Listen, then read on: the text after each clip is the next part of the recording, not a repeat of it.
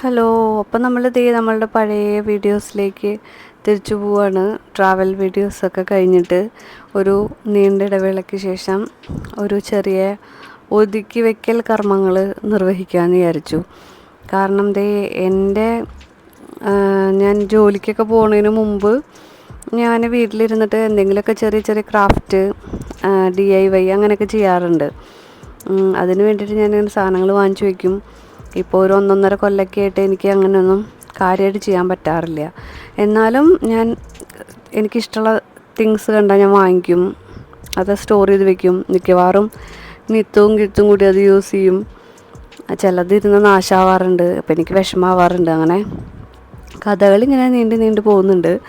അപ്പോൾ ഈ ഒരു സ്പേസ് മാത്രമേ ഉള്ളൂ എനിക്ക് എൻ്റെ ക്രാഫ്റ്റ് ഐറ്റംസ് വെക്കാൻ.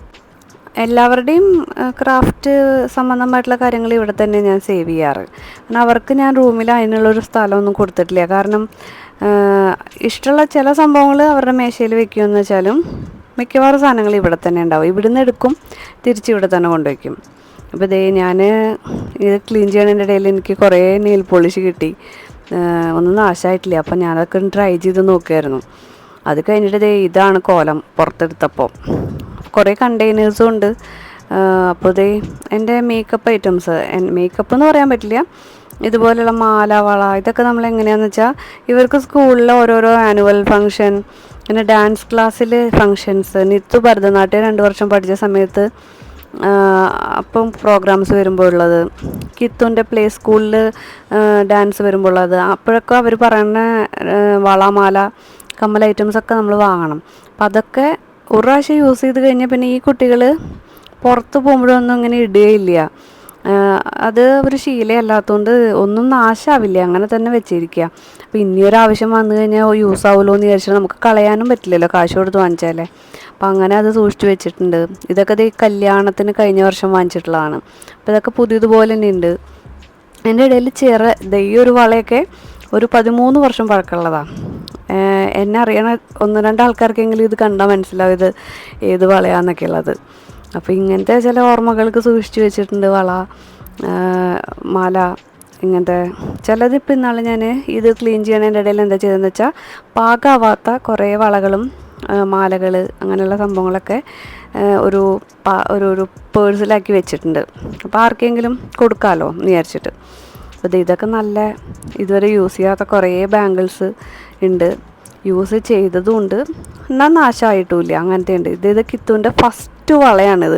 ഞാൻ ഓരോ ഓർമ്മയ്ക്ക് വേണ്ടിയിട്ട് വെച്ചിട്ടുള്ളതാണ്. ആദ്യമായിട്ട് ഞാനൊരു വള വാങ്ങിച്ചു കൊടുത്തത് പ്ലാസ്റ്റിക്കിൻ്റെ.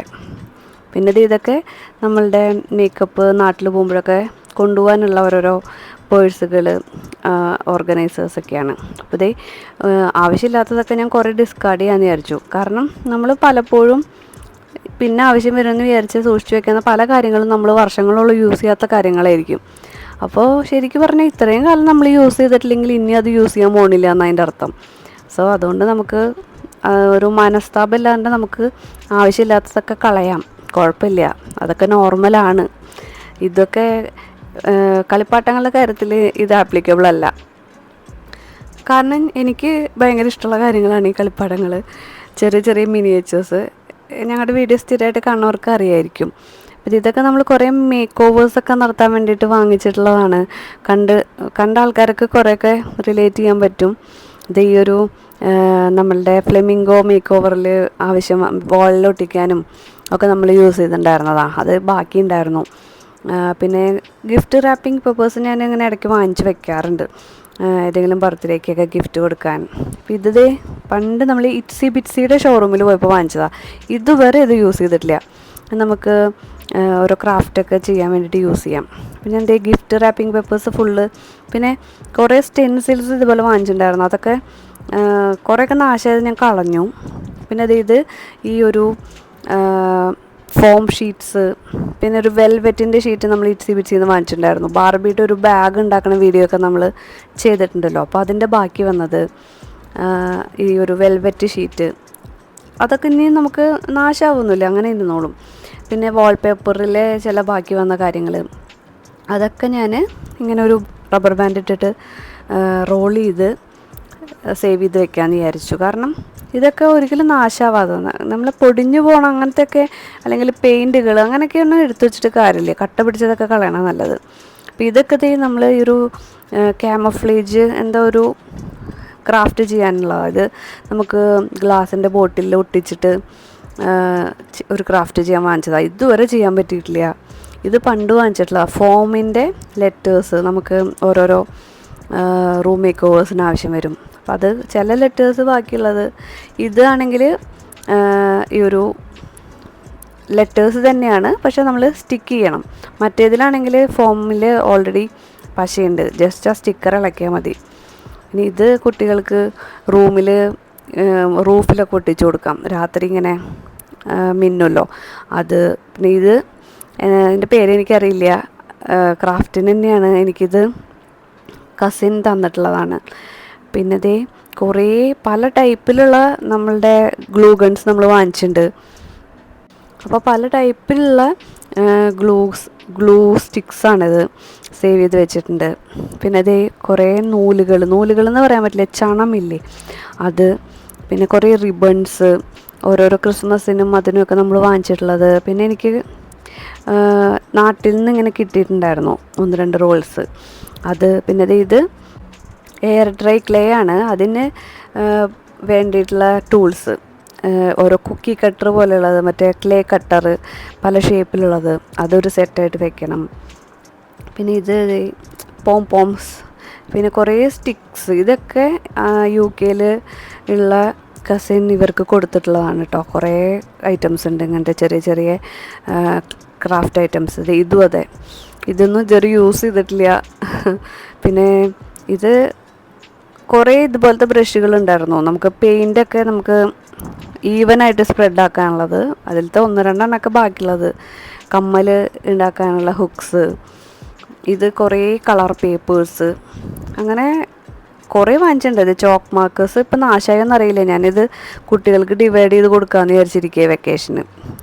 കാരണം എടുത്തു വെച്ചാൽ ഇങ്ങനെയുള്ളതൊക്കെ നാശമാവും എന്തായാലും. ഇതാണ് നമ്മളുടെ മെയിൻ ആയുധം, ഗ്ലൂ ഗൺ. ഇപ്പോൾ ഗ്ലൂ ഗൺ വെച്ചിട്ടുള്ള ഒരു ക്രാഫ്റ്റും നമ്മൾ ചെയ്യാറില്ല. പിന്നെ ഞാൻ നേരത്തെ പറഞ്ഞ കളിപ്പാട്ടങ്ങളുടെ ഇത് ബാർബിയുടെ കൂടെ കിട്ടുന്ന മിനിയേച്ചർ കളിപ്പാട്ടങ്ങൾ ഇവർ അവിടെ ഇവിടെ ഇട്ട് പോകുന്നതാണ്. ഞാനത് സൂക്ഷിച്ച് ഒരു ഡബ്ബയിലാക്കി വെച്ചേക്കാണ്. എനിക്ക് ഇടയ്ക്ക് ഇഷ്ടത്തിനെടുത്ത് നോക്കാനൊക്കെ. ചിലത് ഞാൻ എടുത്തിട്ട് ഡിസ്പ്ലേക്ക് വയ്ക്കും, ചിലത് അത് കഴിഞ്ഞ് കഴിഞ്ഞാൽ അടുത്ത സെറ്റ് എടുത്ത് വയ്ക്കും. അങ്ങനെ ഞാൻ ചെയ്യാറ്. അപ്പോൾ അതൊക്കെ ഈ ഒരു ബോക്സിലാക്കിയിട്ട് എപ്പോഴും ആക്സസിബിൾ ആയിട്ടുള്ള കാര്യങ്ങൾ അടുത്തടുത്ത് ഇങ്ങനെ വെക്കാമല്ലോ. അപ്പോൾ ആദ്യം ഞാൻ ഈ ഒരു പിങ്ക് ബോക്സിലാക്കിയിട്ടാണ് വെക്കാമെന്ന് വിചാരിച്ചത്. ഇതിന് അടപ്പൊക്കെ ഉണ്ട്. പിന്നീട് ആലോചിച്ചപ്പോഴാണ് മനസ്സിലായത്, നമ്മൾ അടച്ചൊരു സ്ഥലത്ത് അങ്ങോട്ട് കയറ്റി വെച്ച് കഴിഞ്ഞാൽ പിന്നെ നമ്മൾ ആ അടപ്പ് തുറക്കാൻ നമുക്ക് ഒരു മടി വരും, ഓട്ടോമാറ്റിക്കലി ഒരു മടി വരും. അപ്പം ഞാൻ അത് മാറ്റി. പിന്നെ ഇത് എൻ്റെ അടുത്ത് എപ്പോഴും ഈ ഒരു കമാൻഡ് ഹുക്സ് സ്റ്റോക്ക് ഉണ്ടാവും കേട്ടോ. എപ്പോഴും ഞാൻ വാങ്ങിച്ചു വെക്കണതാണ്. ഇത് വളരെ യൂസ്ഫുള്ളാണ്. പിന്നെ ഞാനത് മാറ്റിയിട്ട് ഈ ഒരു ഓപ്പൺ ബോക്സിൽ തന്നെ വെക്കാമെന്ന് തീരുമാനിച്ചു.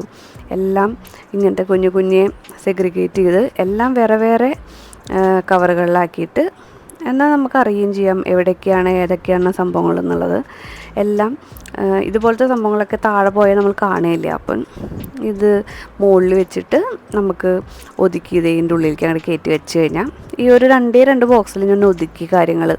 പിന്നെ താഴെ ഭാഗത്ത് മറ്റു മേക്കപ്പ് ഐറ്റംസ്, ഓർഗനൈസേഴ്സ്, പിന്നെ മെഡിസിൻ്റെ ഒരു ബോക്സ്, അത്രയേ ഉള്ളൂ. പിന്നത്തെ ഈ വീഡിയോ ഇഷ്ടമായെങ്കിൽ ലൈക്ക് ചെയ്യാനും സബ്സ്ക്രൈബ് ചെയ്യാനൊന്നും മറക്കരുത് കേട്ടോ. നമുക്ക് അടുത്ത വീഡിയോയിൽ കാണാം.